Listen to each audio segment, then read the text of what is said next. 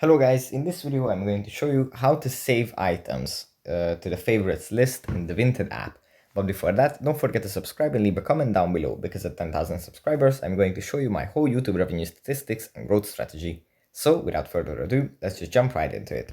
First we have to open up the Vinted app, and here we can browse or search for different items.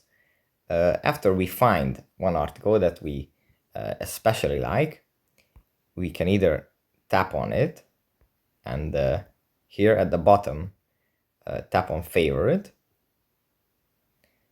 or just by scrolling and finding an article that we like, we can tap on the little heart in the bottom right corner of the image, and this adds it to the favorites list as well.